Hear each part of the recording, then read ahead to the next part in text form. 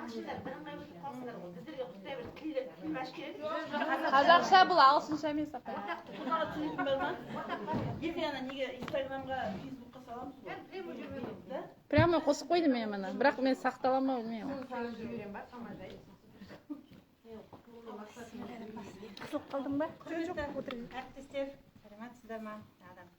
Енді мен коуч маманы емеспін, бірақ дегенмен де біздің ағылшын бірлестігі осы жақында курс оқыдық. Сол курстан алған біліміміз, тәжірибемізбен бөлісу ретінде осы 10 күндікті ағылшын бірлестігінің 10 күндігін пайдаланып, кішкене осындай бір шара өткізуіміз деп салған болатынбыз. Қалаларсыздар, енді бүгінгі тақырып алайын деп отырған басты тақырып оқуда инновациялық технологияны қолдану. Жалпы негізі қазіргі таңда ауқымды тақырып инновациялық технология, жасанды интеллект, енді бұның айырмашылықтарын бәріміз жақсы білеміз, осы инновациялық технологиялармен адамның ойындағы нәрселерді бәрін ескертілетін жасанды интеллект қазіргі басты тақырып болып өзгерді. Біздің бүгінгі мақсатымыз осы инновациялық технологияларды оқыту үдерісінде тиімді пайдалану, дағдыларын заманауи әдістер арқылы оқушылардың қызығушылығын арттыру және білім сапасын жоғарылату. Енді сіздерге бір кіріспе сұрақ қойғым келіп отыр. Осы инновациялық технологиялар сіздің сабақтарыңызға қалай әсер етеді бұл жерде? Осы сұрақтарға жауап беріп кетсеңіз, және қандай цифрлық құралдармен жұмыс істегендеріңізді бөлісе кетсеңіздер. Инновациялық технология дегенді білеміз ғой, бәріміз негізі. Күнделікті қолданып отырғанымда, неміз тақтамыз. Мына біздің тақтамыз, компьютер, интернет, яғни желі бәрі осы инновациялық технология жатады. Ал енді жасанды интеллект дегеніміз сол осы құралдар арқылы біздің жұмысымызды жеңілдететін платформалар екен. Қандай технологияларды сабақтарымызда қолданамыз? Айтсаңыздар. Өте жақсы. Сосын Word болды,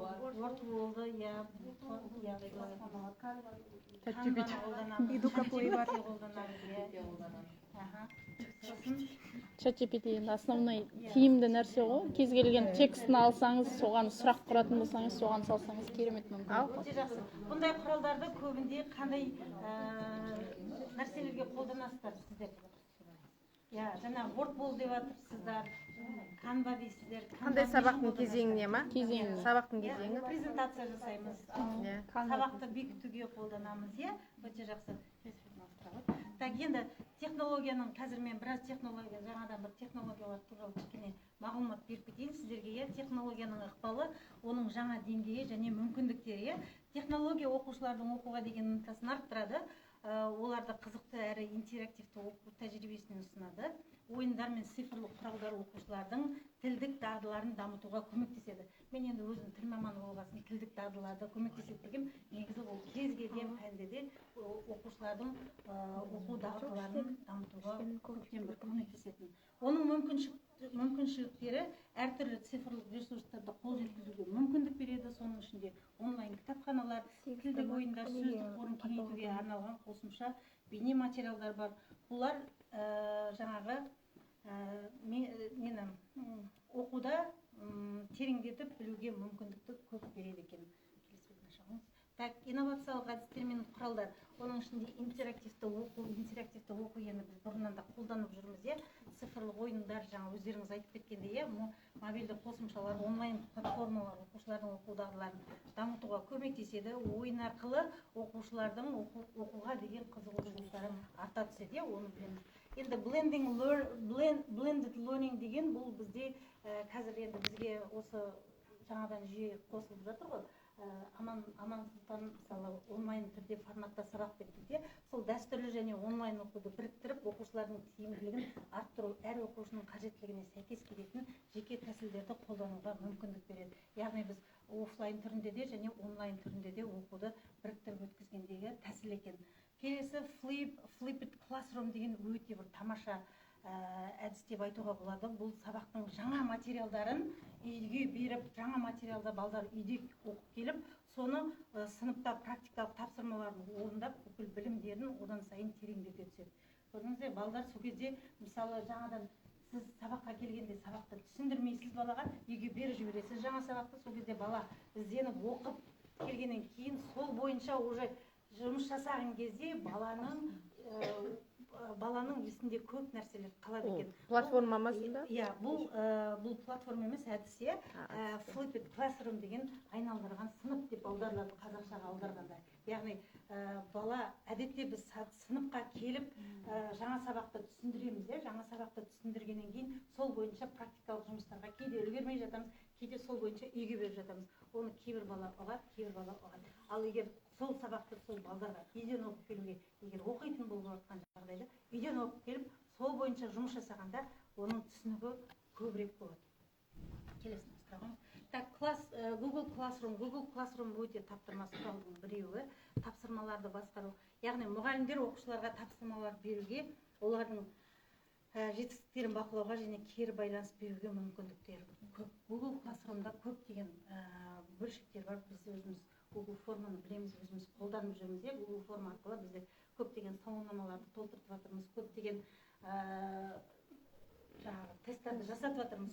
Сол сияқты Google Classroom'ның ішінде PowerPoint да бар, Word да бар. Мысалы, қағазға көп эконом болады. Мысалы, сіз егер балаға тапсырма бергенде, сіздің көп уақытыңыз кетпеу үшін, мысалы, сыныпта біз тексеріп үлгермейміз. Сол жағдайда, мысалы, балаға тапсырманы бересіз, ол осы именно Google Classroom'ның ішіндегі Wordқа жазып сізге тапсырманы жіберсе, сіз сол үйде отырып, соның тапсырмасын тексеріп, кері байланысты сол жерден жазып, қателерін көрсетіп деген сияқты сондай жақсы мүмкіндіктер бар екен. Даже кейде мысалы топтық жұмыс жасаған кезде балдарға осы Google Classroom ішіндегі PowerPoint арқылы біз көптеген слайдтар беруімізге болады, презентация, мысалы жұмыстарды тапсыруымызға болады екен. Яғни бұл жерде көп мүмкіндіктер бар, бағалау және пікірлер жазуымызға болады, және оқушылармен сол жерде тікелей байланыс жасай алады екенбіз. Енді Kahoot білеміз, Kahoot'ты көптеген сабақтарымызда барлықтарыңыз қолданып жүрген боласыздар, иә, сабақты бекітуге, жаңа тақырып өткеннен кейін жаңағы жаттығуларды орындатуға бірден бір жақсы қолданысқа ие платформа бұл. Оқушыларға біз ағылшын тілінде үйренуге мүмкіндік береді, тілдік дағдыларын дамытуға және қызығушылығын арттыруға көп көмектеседі. Бұл енді әлемдегі миллиондаған оқушылар мен мұғалімдер қолданатын танымал платформаның бірі екен. Quizlet мен оған себебім бұл біздің өзіміздің ағылшын тілінде көп пайдасы тиіп жатқан платформа. Бұл енді сөздік қорын дамытамыз, топтық жұмыс жасаймыз, тестті де жасауға болады. Сонымен көптеген жаттығуларды да орындап, жаңағы тыңдау, сөйлеу, барлық дағдыларды осы бір немен қамтуға болатын платформа екен. Интерактивті тақта Padlet. Padletті жаңа біз Padlet деген тақта, бұл Padlet'тің біз көбінде бұны біз кері байланысты ғана қолданамыз. Бұл кері байланысты емес, бұны онлайн түрде баламен жұмыс жасағанда өте пайдасы көп. Даже егер мүмкіндік болып балдардың алдында қолдарында гаджеттер болса, сабақтың үстінде отырып та осымен жұмыс жасатуға болады. Неше түрлі идеялар, ресурстар, тапсырмаларды бөлісін арналған интерактивті тақта деп айтылады. Бұл жерде топтық жұмыстарды да беруге болады. Топтық әртүрлі жұмыстарды осы тақтаның бетіне беріп, балаға доступ беріп қоясыз.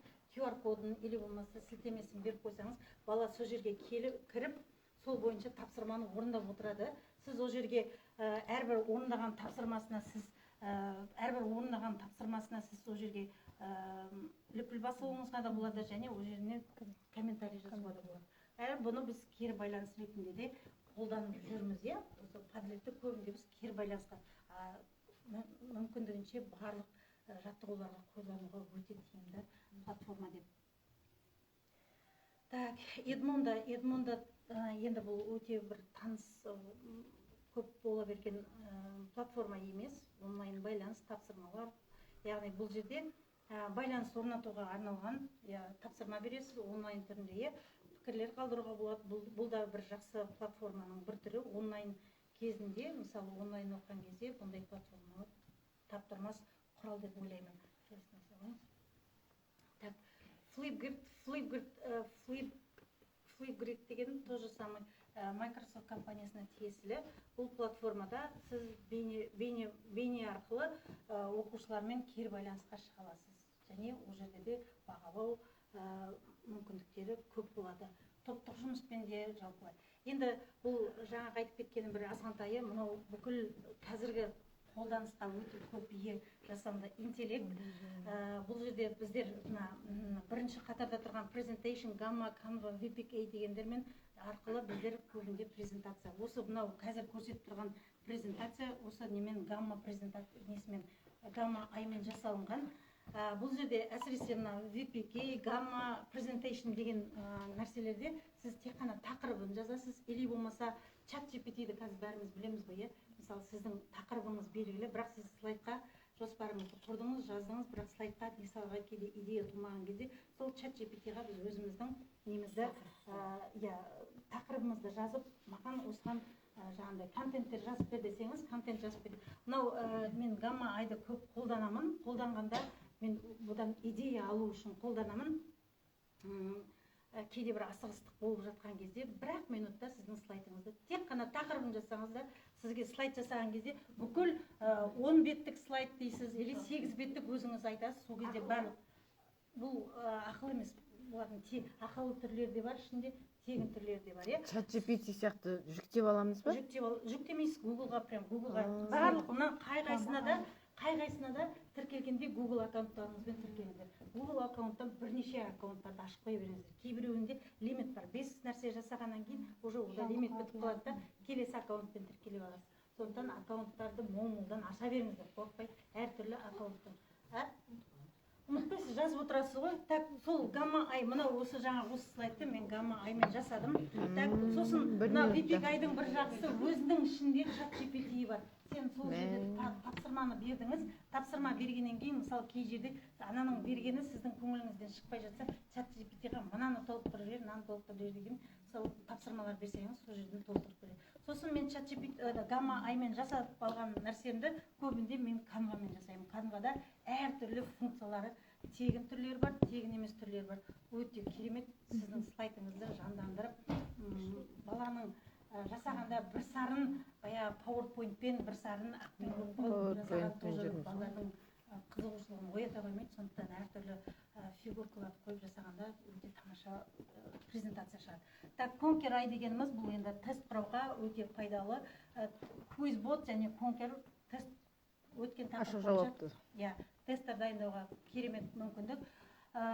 Kerenis дегеніміз бұл суреттерді 3D форматта көрсетеді. Мынау жаратылыстану, биология, әсіресе биология, анатомия деген сабақтарда сол мысалы жүректің суреті, или болмаса мидың суреті тұрса, сол мидың қанша бөлігі бар, соның ішіндегі тамырларына дейін, клетка әрбір жасушаларына дейін анық көрсететін. Тіпті мысалы мынау піл, сол пілдің жүрегін көрсетті, соны 3D форматта көрсететін таптырмас құрал. Бұл енді жаңағы техникалық бағыттарға өте күшті құрал. Мысалы география пәнінде бұл жердің қыртысы десе барлық элементтерін түгеліне дейін көрсетіп беретін құрал. Так, Quick QR бұл енді өздеріңіз білесіздер, QR код дайындауға арналған. Educa Play, Bambuzi, Lumio деген бұлар ойынға арналған платформалар. Бамбузы мысалы кейде біз тақырыпты өткеннен кейін бір балдар зерігіп кететін тақырыптар болған кезде осыған кезде өзіңіз дайындауға да болады, осы платформаларға кіріп өзіңіз дайындауға да болады, или болмаса сол өткен тақырыбыңызды жазсаңыз соған сәйкестендіріп жаттығулар береді. Бұл ойын түрінде өтетін жаттығулар әсіресе бастауыштарға өте керемет. Educa Play'мен Bambuzаны қолданып көріңіздер. Classroom Screen дәл жаңағы біздің Classroom сияқты осындай таблет сияқты осындай экран, бұның бетіне неше түрлі жаттығуларды қойып балдарға шығарып ойнатуға да болады. Мынау осы тақта арқылы мысалы сіздерге бағдаршам несі бар ғой? Бағдаршам кері байланысы бар ғой, соны каждый балаға 25 балама 25 бағдаршамды не істеп қойып, әрқайсысына өзінің атын жазып қойып, осы Classroom Screenға шығарып қойып, мысалы бір бала не істеді ма, өзінің сабақтың соңында кері байланыс алуға болады. Мысалы, жанар деп тұра ма, жанар келеді, жасылды басады, сарыны басады, көріп отырасыз сабақтың соңында. Таптырмайтын құрал, оған тек қана кері байланыс емес, бүкіл жаттығуларыңызды салуға болады. Бұның пайдасы өте көп. Так, соны ай дегеніміз, соны ай сіз тапсырма бересіз. Мысалы, Гүлайна деп жазсаңыз, Гүлайнаға арнап 2 вариантта өлең жазып береді, өзі ақын әрі композитор. Өлеңін де жазып береді, сөзін де жазып береді. Бәрін жасап отыр насып болсын. Так, Pinterestті бәріңіз білесіздер. Любой нәрсеге идея тумай жатқанда Pinterestке жаза қойыңыздар. Pinterest барлық идеяның бәрін тауып береді. Тіпті қалай сіз ана қиятын түрлі заттардың жасайтын Қазақша шығады бәрінен апай. Бәріне қазақша шығады. Жасайды. Мысалы, қазақша орысша шыға береді. Мен көбінде осыдан идея аламын. Мынау тіпті осының ішінде жаңағы биологиядан беретіндерде, анатомиядан беретіндерде күшті адамның суреті тұрады, оны бүйтіп парағын ашсаң ішіндегі шұқырғысының бәрі тұрады, сондайдың жасаудың бәрін көрсетеді. Так, кава дизайн тоже, бұл кава дизайн суреттерді 3D форматта жасайды. Бингті білетін шығарсыздар, қазір мына қазақ балдарының қазақша киініп 3D форматта шығып жатқан нелердің бәрі осы кава дизайнмен бингта жасайды. Мысалы, бұған тапсыр тоже самое, бұда да 15 па, лимиті 15 бекен. Бұнда аккаунттарыңызбен тіркеліп алыңыздар, сосын тапсырма бергенде енді нақты тапсырма берсеңіз, дәл сондай. Маған қазақтың қызы мен баласы, оқушы, қолында туы бар, атқа мінген, артында киіз үйдің суреті бар деген сияқты тапсырмалар берсеңіз, дәл соның 3D суретін шығарып береді. Так, Verbo мен DID суретті сөйлететін платформа. Абай Құнанбаевтың өлеңін айтқызып қойып, бүкіл ақындардың өлеңдерін айтқызып қойған осы Verbo мен DID платформасы. Verbo енді кішкене ақылы емесі азғантай, бірақ минуты да азғантай. DID мен жақсы жасалмады. Тарсия дегеніміз сабақты бекітуге өте таптырмас құрал. Сабақтың соңында именно осыған салсаңыздар, осындай пирамида емес, әртүрлі неде мозаика, пазл дейді ғой, жаттығуыңызда әртүрлі форматтағы пазлдарға салып, жасап алып, балдарға сабақты бекітуге берсеңіздер, тоже таптырмайтын құрал. Анимейкер енді бұл да жаңағындай сияқты кішкене сөйлететін, бұны өзім енді меңгеріп жатырмын.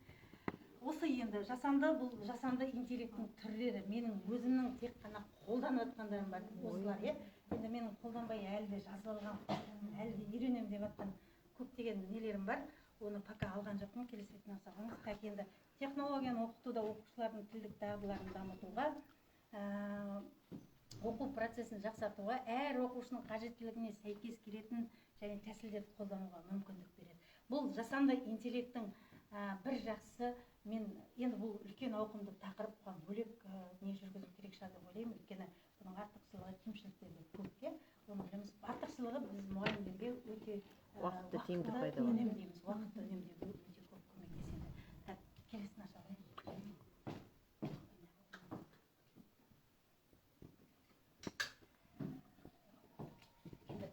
Кішкене осы алған немізбен кішкене кәсіби құзыреттілікке қалыптастыру әдістері өзіміздің тәжірибемізбен кішкене бөлісіп жіберсек, келесін соған. Так, енді мақсаттары мен міндеттері теориялық білімді практикада жүзеге асыру, берілген материалдар бойынша дәлелдейтін мәліметтер, қабылдау және өнімділік дағдыларын дамыта отырып, бірлесіп жұмыс істеу, қызығушылық шеңберін кеңейте отырып, оқушылардың сыни тұрғыдан ойлауын жетілдіру. Так, енді осы жерде осы сұрақтарды жауап берсеңіздер, оқушылардың ынтасын арттыру үшін қандай әдіс қолданасыздар? Және жаңа технологиялар мен жасанды интеллекттердің сабаққа қалай кіріктіресіздер? Мен жасанды интеллекттен жаңа технология қазір кішкене мағлұмат беріп кеттім. Енді осы сұраққа ауызша құттай жауап беріп жүрсеңіздер, ынтасын арттыру үшін қандай әдістер қолданасыздар? Кахут қой, сол қолданып жүргеніміз. Кахут дейді, сосын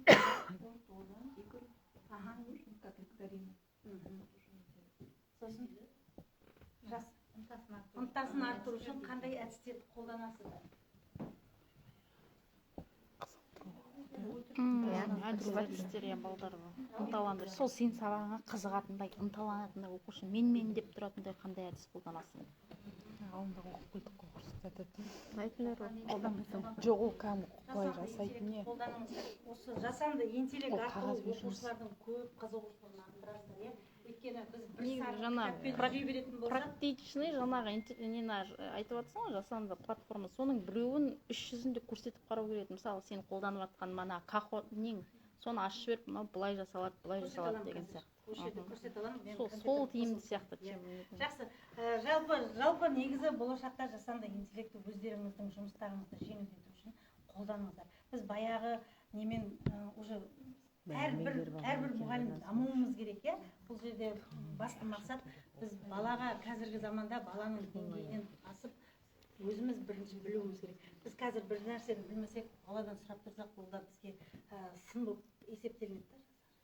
Так, енді өзіміздің тәжірибеміз бойынша кішкене бөлісіп жіберейік. Мұғалімнің бойында қандай қасиеттер болу керек? Айта беріңіздер.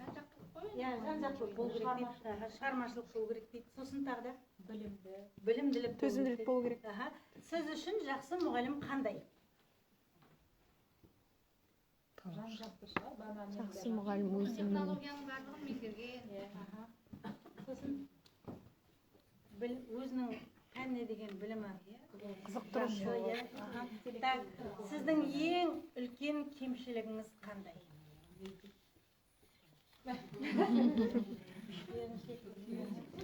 мұғалімде өте көп ақпараттың ағын, Бәрі өзімізден, иә? Бәріміз өзіміздің санамызда ғой негізі. Сіздің ең күшті жақтарыңыз қандай? таңертең Ашық айтайын. Ең күшті жақтарыңыз. Жеке-жекелеп айтпаса. Талап ету күштіміз ғой. міне дұрыс талапшыл мұғалім болу керек. Талапсыз болса ол да болмайды ғой. Иә? Так, неліктен бәсекелестік студенттер үшін жақсы? Иә, біздің оқушылар үшін бәсекелестік не үшін жақсы? Жарыса оқиды бір-біріне. Иә, Білім деңгейін арттыру үшін. Жақсы. Топтағы біреу сізді елемейтін болса, енді ол болады ғой. Сіз қандай әрекет жасайсыз соған? Сол мән бермеген балаға мән бермей сізде қалдырасыз ба? Жоқ, наоборот, өзіне қарату. Қызық тұрады. Өте жақсы. Так, жалықтырған студенттерді қалай қызықтыруға болады? Технологияларды қолдану арқылы. Өте жақсы. Так, сыныпта достық атмосфераны қалай дамытуға болады? Бұл енді бұл біздің басты қолданыста жүрген басты құралымыз ғой, иә? Балдарды әрдайым достық атмосфераны қалыптастыру. Бейнебаянға кішкене бейнеролик.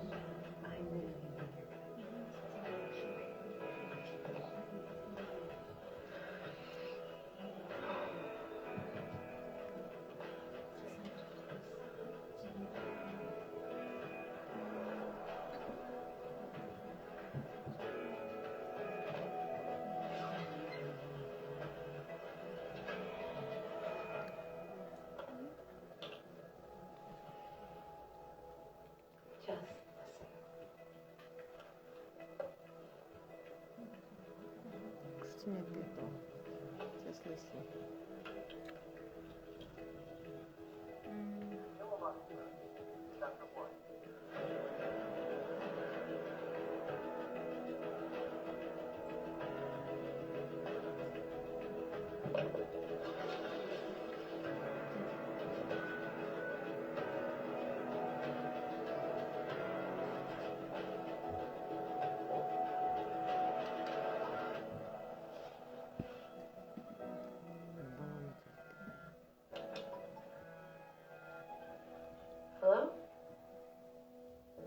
Hey, it's John.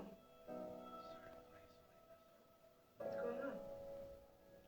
Can I ask a question about tonight's homework?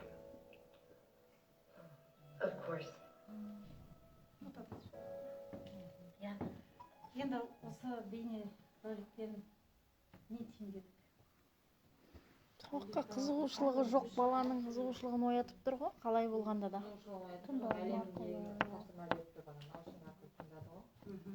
даушының арқылы сабаққа деген қызығушылығын арттырып, кітапқа деген зейінін ашты. навязывать ете көрді да бала қандай. Бала нені жақсы көреді, сол арқылы құттықтау. Бала қандай сұрақ қойды деп ойлайсыздар? Бала қандай сұрақ қойды деп ойлайсыздар? Кімге? Қоңырау шалып тұр ғой, түннің Үйге не тапсырма бердіңіз? жоқ, енді сол сізге сұрақ қоюға бола ма деп сұрауыма бола ма деп сұрап тұр ғой, сонда енді қандай сұрақ қойды деп ойлайсыздар? Анау басқа ма? Не туралы қоюы мүмкін? Кітаптың екінші томы бар. Қайдан алдыңыз? Иә, енді бұл жерде біздің сыни тұрғыдан ойлау дағдымызды дамыту, иә, келесін аса қойын. Так, енді осы жерде осы бір бейне ролик туралы кішкене ой толғап жүрейік. Мұғалімнің кітапқа деген көзқарасы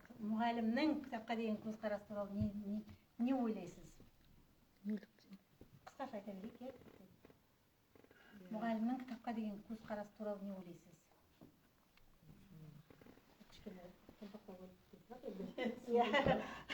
Келесіне көшемін. Так, иә. Джонның мұғалімге кешке қоңырау шалуының себебі неде? Бұл оның мінезін қалай сипаттайды дейді. жұмысы жөнінде сұрайды. Сабаққа қызығушылығы жоқ болды, иә?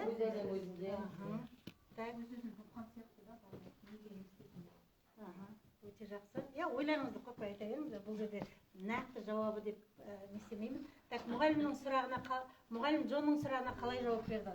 Оның оқыту тәсілін қалай сипаттайды? Әрине сұрақ салуға бола ма деді? Бұл жерде ең бастысы дауыс ырғағы. Деп ойлаймын. Егер әрине деп айта береді, бірақ ырғақ бұл жерде. Қалай шығады бұл дауыс? Ашулы күйінде де айтуы мүмкін. Әрине. Сол арқылы бала өзінің жұмсақ түрде көңіл күйімнің өзіне деген балаға деген сенімінің өте жақсы. Өте жақсы айтылған. Так, мұғалім Джонға кітапты оқуды бастауға неге ынталандырды? Тіпті ол әлі бастамаған болса да. елеусіз қалдырмай тұрды ғой, енді басқа балалар оқып жатқандағы жалғыз біздер көбіне тасташ дейміз ғой, не істейміз. оқығысы келмеген бала. Өзінің несіне жетіп тұр ғой. Қандай жағдай болғанда да қалай екенде де сол баланы күлдіріп тұр. Баланы ұйқысы жоқ, оқымаса оқыма деп болмасын деген жоқ. Қиналған болар, мысалы бұл талай лақтырып та кеткен жерінен ол мысалға бұл кейбір балдар бар ғой, кітапты оқымай ақсып кететіндер бар. Бұған намыстанып тұрады бұл жерде. Менің бір немді тілімді алмады деген сияқты. Бибігүлдің несін ашып алыпты. Өзінің діттеген несін ашып алыпты. қандай жағдай ситуация болмайды. Мұғалімнің сабырлығы да бар.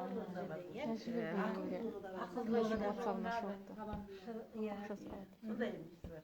Оқушыларға осындай аудио кітапты көрсету оқу процесінде қандай пайдасы бар деп ойлайсыз?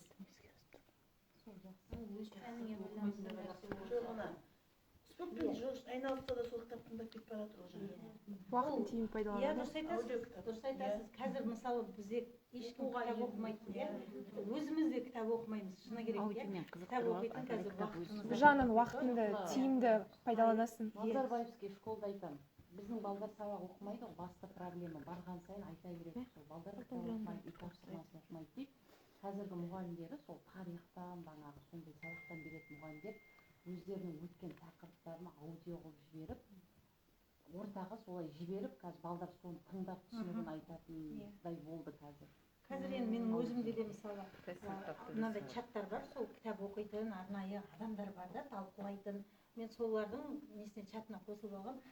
Өзбекәлі туралы, мысалы Қаныш Сәтбаев туралы, солардың аудиосын мен көбінде жүргенде тыңдап жүремін. Оның негізі пайдасы өте көп. Өйткені бізде қазір кітап көп адам оқи бермейді да. келесі көп медиалық құралдар, мысалы аудио кітаптарды сыныптағы оқыту тәжірибесін жақсарту үшін қалай қолдануға болады? Бұл енді жаңағы сұрақпен қамтылып кетті да, кез келген жағдайда балаға мүмкіндік беру керек, сондай аудио оқымайтын балдарға. Қазіргі замандағы технологиялар, мысалы ұялы телефондар сыныпта оқытуға қалай әсер етеді деп ойлайсыздар? Сабаққа пайдалану болса зиян жоқ та. Үстінде басқа нәрсе қарап Біздің әрбір ненің класстың ішінде мысалы оқи алмайтын балдар да бар. Иә? Түсінігін айта алмайтындар да бар. Кейде тіпті әріп танымайтындар да бар. Жасыратыны жоқ.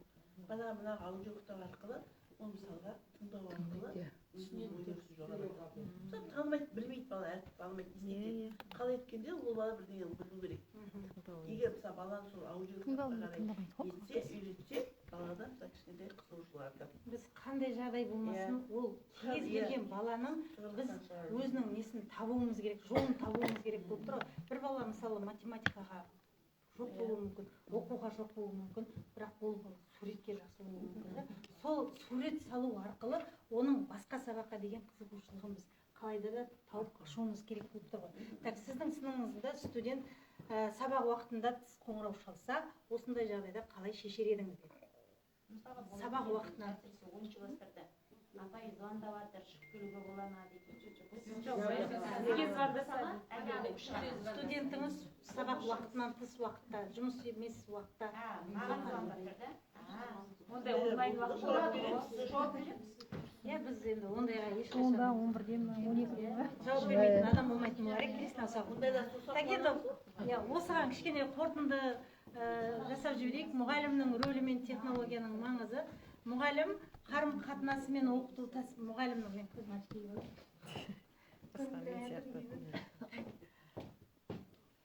мұғалімнің оқушылармен жақсы қарым қатынас орнатуы әр оқушыға жеке назар аудару өте маңызды. Біз осы жерде кейде қалып қойып жатамыз. Бұл оқушылардың қызығушылығын арттыру және оқу мотивациясын жоғарылатады. Технологияның рөлі аудио кітаптарды қолдану сияқты көп медиалық құралдарды оқыту процесін жандандырады. Бұл студенттердің назарын аударуға, сондай-ақ оларды тыңдау дағдыларын дамытуға көмектеседі. Бізде қазір балдарда тыңдау дағды деген жоқ қой. Сен қазір сабақ түсіндіріп айтсаң, бала ешкім сені тыңдамайды да. Сол сияқты сол дағдыны біз дамытуымызға көп көмектеседі екен. Қоңырау шалу мен өзара қатынас. Джон мұғалімге кешке қоңырау шалуы оның оқу материалына байланысты алаңдаушылықты білдіреді. Яғни баланың оқуға деген көзқарасы өзгеріп жатыр. Мұғалімнің сұрақты кез келген уақытта қабылдауға дайын болуы студенттерге қолдау көрсететіні анық дейді.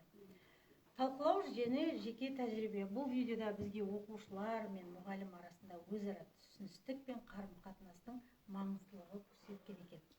Ал егер мұндай жағдай сіздің сыныбыңызда орын алса, қалай әрекет ететін едіңіз?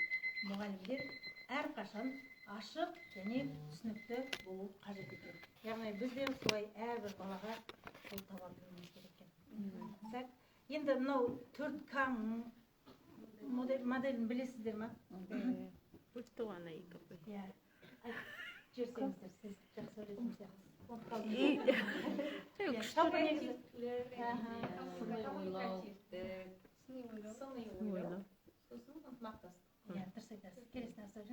Яғни бұл біздің 4К дегеніміз 4C деп ағылшын тілінен алынған сөздер екен.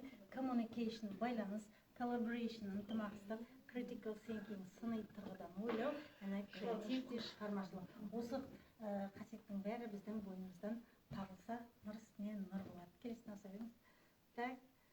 Енді сіз қандай мұғалім болуыңыз керек? Осыған бір кішкене мынау неге қағазға сызып өздеріңіздің ойларыңызды жазып жіберсеңіздер, сіз қандай мұғалім болуыңыз керек?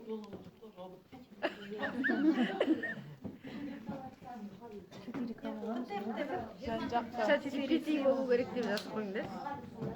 Аяуға алып.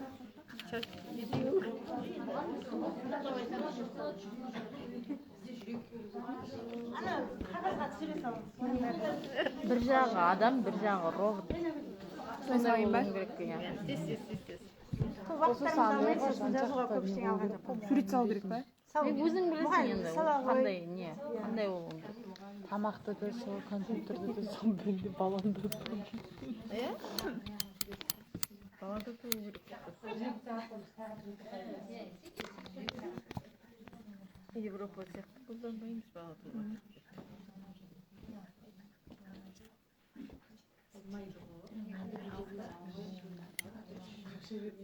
Как обычно. А, номер обучения. Қазір Робот қалай салады? Робот та. ұйықтап жатқанда да мектеп қоймайсың. Сол балаға білім беру үшін түнімен қаншама уақытымызды сарп етіп жатырмыз, иә? Ой, ұйықтап жатқанда да түс көреміз кейде, иә. Робот деген адай бола ма? Мен ойлап отырмын ғой. Бар.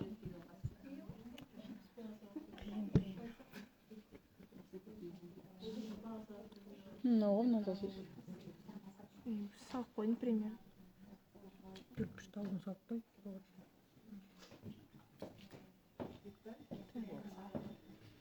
апай кетпеңіз.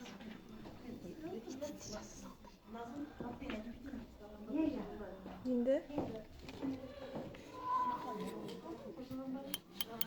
не деп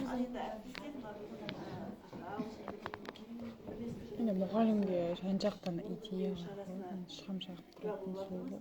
негізі бұл бірлестіктің өзі баяғыдан сондай бір тың жерден бір нәрселер шығаратын бірлестік қой, баяғыдан негізінен. Сол жақсы бір қосамшылықтардың болатын мемлекеттердің ішіндегі сондай біз бағамен кетеміз ғой. Сонау енді мұғалімдердің арасына қазіргі инновациялық технологияға байланысты жақсы кеңдерін таныстырасыз.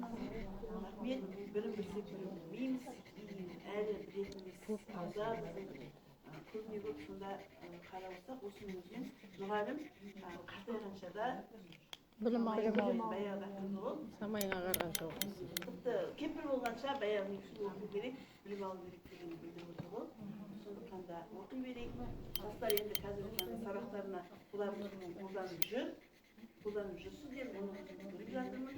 Бірақ енді осының нәтижесін, енді сол жасап жатқан жұмысымыздың нәтижесін көрейік деймін. Көп рахмет. Қатысушыларға әйтеуір рахмет. Жақсы тың сабақтардың куәсі болайық деймін. Амин. Көп рахмет айтамын.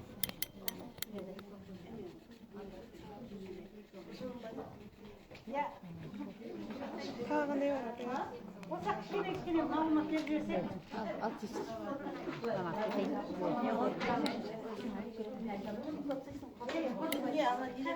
Кішкене бір ойдым бар, соны ойнатайық. Өте тамаша ол. Сонымен аяқтайық. Жай айта қойшы. Рашан.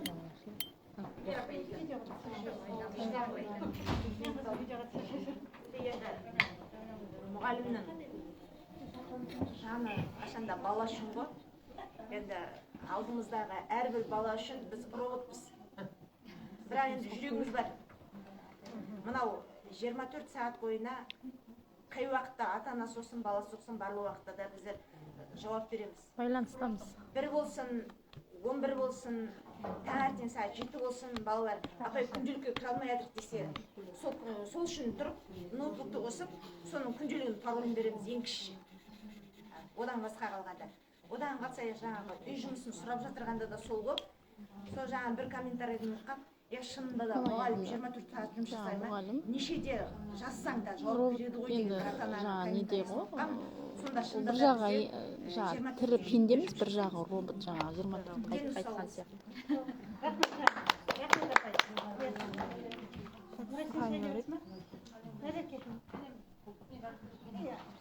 Дауыстарын шығарып отырсаңыз. Қазіргі ұстаздың бейнесі, яғни мұғалім қандай болу керек, баламен бірге қарым-қатынаста болу керек, мұғалім жаңашыл болу керек, білімді, іскер, шебер және бағана айтып жатқан жаңа технологияларды меңгерген жаңашыл мұғалім болу керек.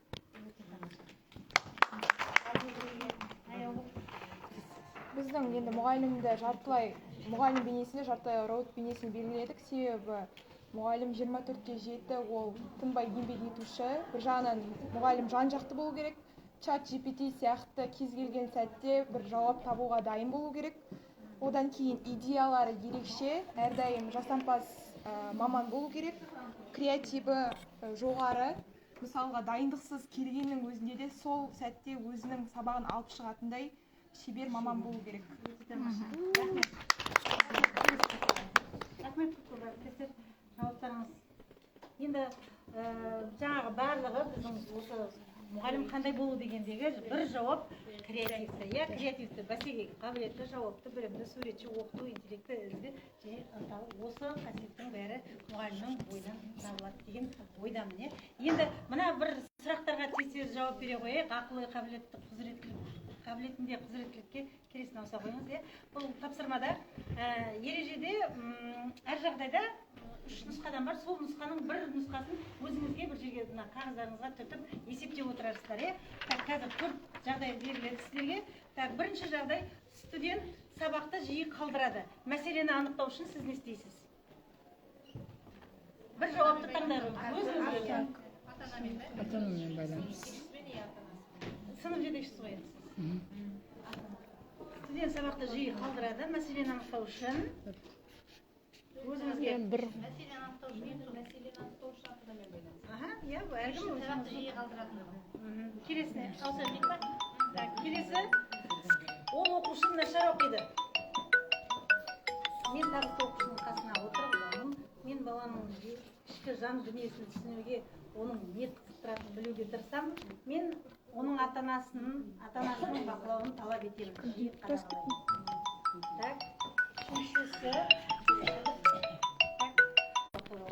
егер сұрақ тақырыптан тыс болса, жауап беруді қажеті жоқ. Төртінші, оқушы өзін жаман жағынан көрсеткен болса, ең маңызды сұрақ, бірден ашулану себебін көрсетпеймін, ауызша түсініктеме беремін, жазып қоямын, қазір күнделік жоқ, не істеймін, сұрақтар мен тапсырмаға беру арқылы оның ойын оқуға бағыттаймын, сабақты түзетудің ұйымдастыруға түсініктеме беремін. Белгілі болды па? Иә. Енді кілт сіздерге, егер сіздің жауабыңыз тақсандар болса 10 ұпаймен, жұпсандар болса 20 ұпаймен сандарды қосып. Жұпсандар 20 ден бәріне. Жетпіс болды. Аяулымдікі. Сіздердің қандай мұғалім екендеріңізді тесттен анықтап жіберейік. Аяулымдікі. 60 ұпай немесе 60-тан жоғары сіздің проблемаларды еш қиындықсыз шешуге қабілетті екендігіңіз көрсетеді дейді. 60 ұпайдан аз болса, сіз студенттердің арасында қақтығысқа қабілетті екендігіңіз. Өте жақсы. Енді сіздермен кішкене пікір алмасу үшін бір жаттығу жасап жүрейік. Келесін қоя қойшы. Бұл бағана кішкене қолдандық, бұны артынан жазып кетерсіздер, қағазға беремін. Енді бір сіздердің де уақыттарыңызды көп алмай қояйын. Мынау бір соны таратып қойшы, мынаны берейін. Мына суретті қазір мен сіздерге 1-ден 2-ден 3-тен беремін. Мынау негізі көп сурет, бірақ ешкімге ережесі, мынаны қайтадан келеміз мынаған, не істей қойшы, келесінен ауса қойшы. Осыдан кейінгісі бар ғой. Қоспа бұны. Жоқ, слайдтан келесіне. Мынаны аш, көтер. Осыдан кейінгісіне. Мына суретті қазір әрқайсыңызға беріп кетемін. Ешкімді көрсетпей сіз сөйлесу арқылы мына суреттің жалғасын табуларыңыз керек. Өзіңіз қарайсыз, сіздер тұрасыздар, тұрып, әрі-бері жүріп, менің суретімде мынандай нәрсе бар деп суреттеріңізді, бола берсін. Қазір мынау көп, потому что 33 адам қатыспайды. Осы суреттің жалғасын ішіндегі заттарды бейнелеп айтасың дейді. Сосын сол адам жалғасын табу керек. Сен айтасың, қазір осы жердегі адам жалғасын табу керек. Ішіндегі ешқандай неге бермеді. Ешқандай адам қатысады деп. Мынаны бөліп алыңдар, қыздар. Жұлдыз келсе де, Аля сен де ал.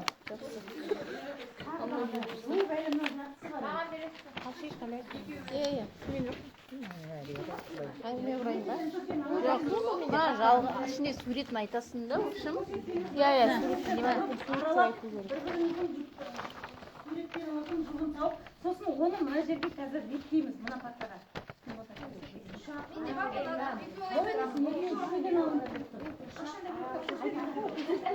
Енді қырғыздарда тез ана суреттің жалғасын тауып, мынадан біз не құрауымыз керек екен? Так, енді менде мынандай сурет бар, сенде не бар?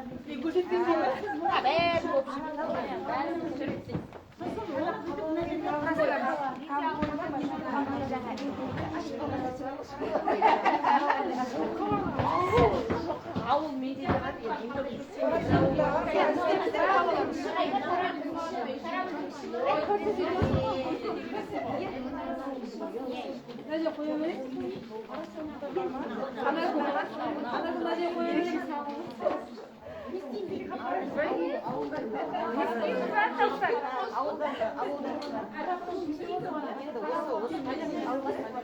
ауыл иесі қандай тамаша қайда ауылда қалай қара қаралар жиналайықшы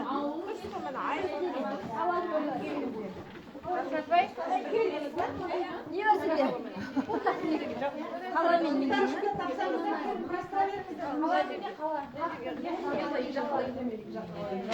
ойбай мынада біреулер сөз бар біреулер сөз жоқ мынау енді ай жұлдыз саяхаттайын деп жүрмін ой жазда круизға барамыз онда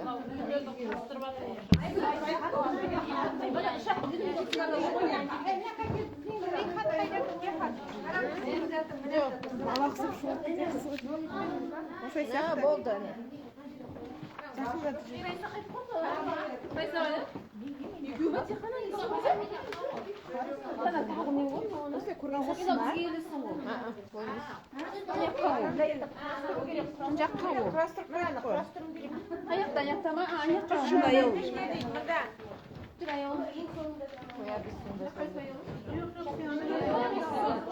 мына жаққа келіңдер қыздар біз мында жүрміз ғой мына жаққа келіп құрастырамыз бәрін бармайтын сияқты бізге бір сурет дейді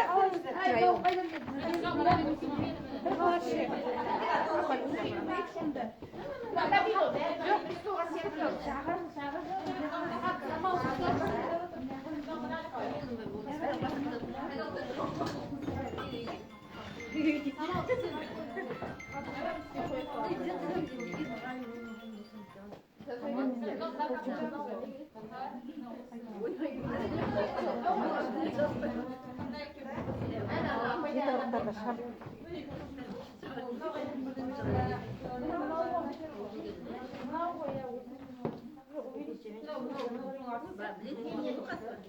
жауабын ашасың ба жоқ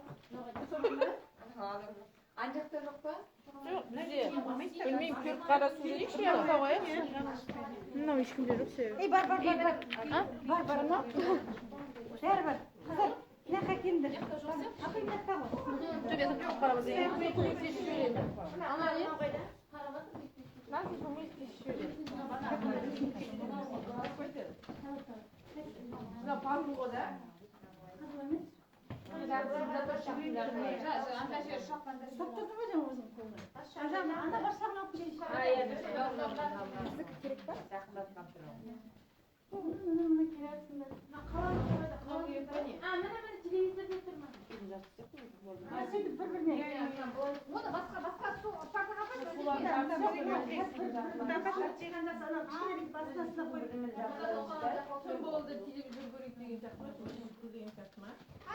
жоқ ана бір сурет тұрады сол жақындатып көрсетіп бәрібір телефонды жақындатпайсың ба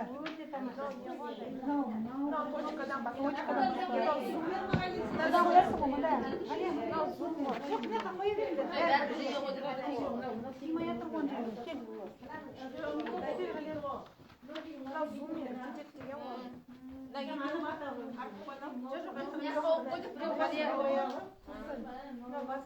деген ғой айгүл айгүл міне мынаның ішінде жүр тойстың ішінде болды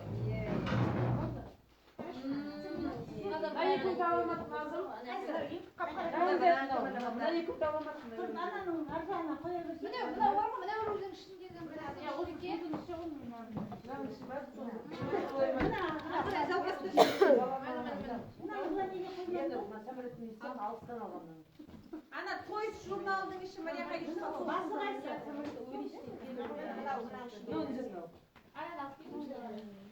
Неге сыймайды? Мынаның ішін, мынаның ішін. Қарағай жалғасады деген сөз. Неге ойлап тұрмын? Солай ма? Басы болу керек, иә? Басы қайсы? Мынаның басы айтайын. Ал қойып болдық па?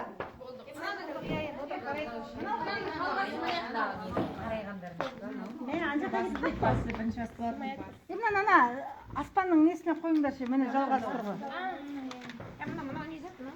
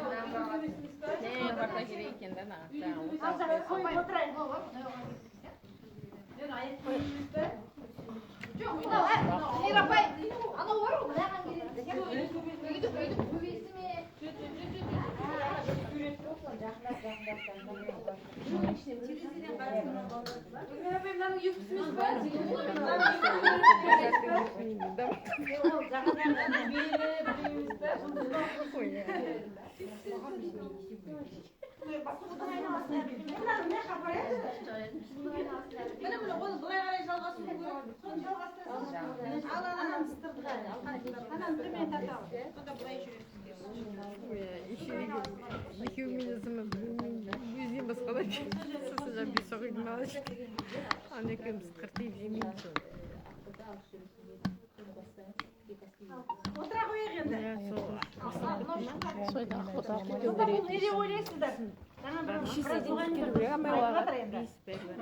Балада жоқ та, бірге дейін. Видеоны аша. Уақыты бар ма? Ал енді осыған мән беріп қарайық.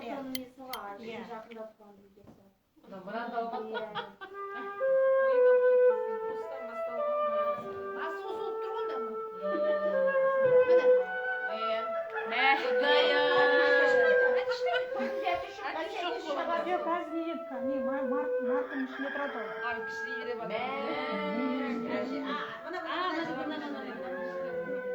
Зум қайда зум? Ең соңында сияқты қой.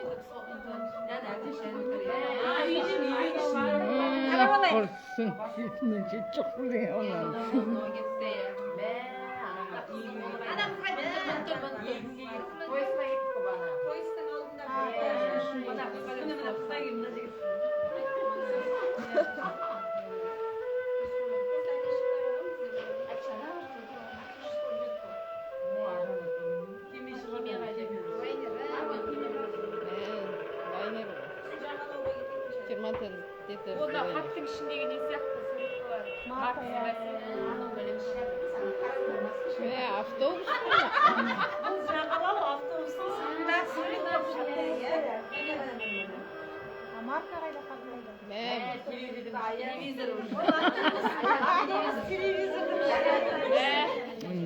Теледидар далада қарап отырған кісі.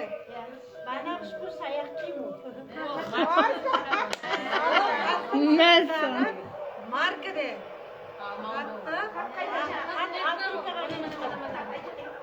Ну, бана нем-го. Хатты Африкаға жіберді. Оларды самолеттағы ұшақтың үстіндегі кісі көріп тұр. Ұшақ шығу керек болсын да? Ұшақ теңіздің үстімен ұшып барады.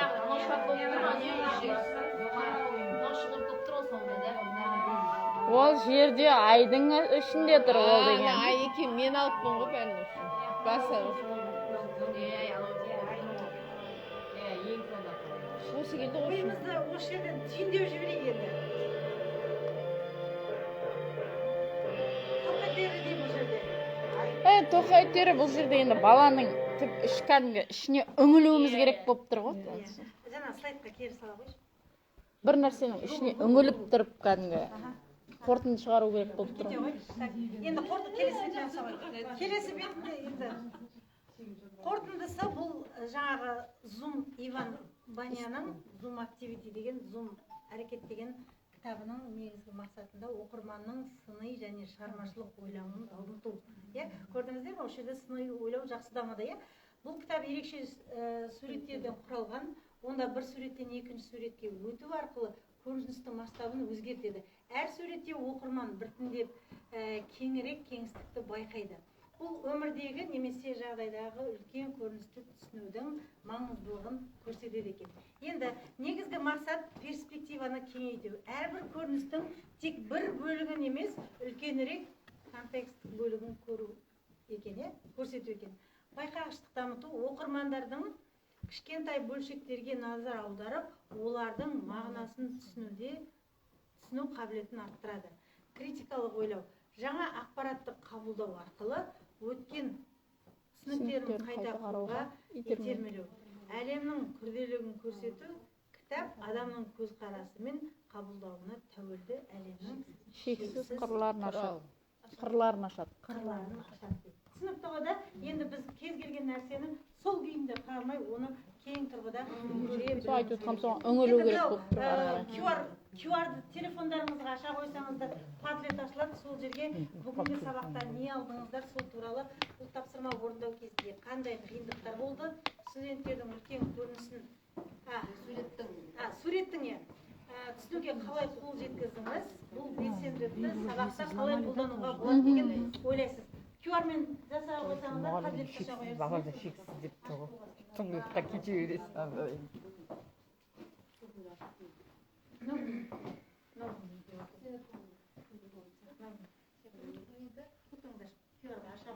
Padlet ашылады сіздерге. Аштық па? Телефон өліп қалды.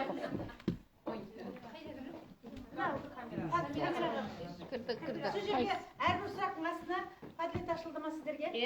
Сол жерге комментарий жазып, қосып жаза қойсаңыздар. Padlet аша қойшы. Padlet.com ба? Сурет бойынша ма? Иә. Общий. Ана бақшы комментарий деген жерін. Ана плюс салшы, астына комментарийның астына плюс. Жоқ. Давай кетші. Мынау жазуға болады. Қайда кетіп қалу оған қайта болшы. Да, плюсмен жаза берді.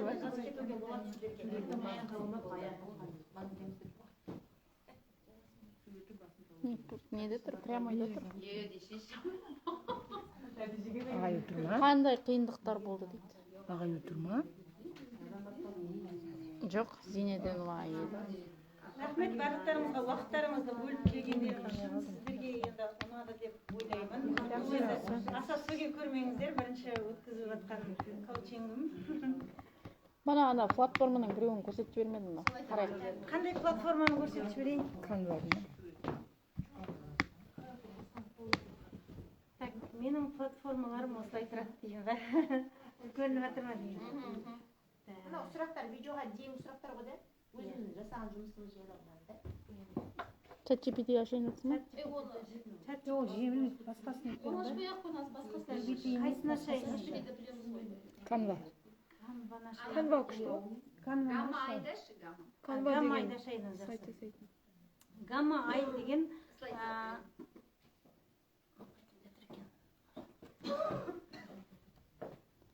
Неге ChatGPT-ді жалпы қолданғанда кеше мен бір несіне қатысып едім ChatGPT-дің.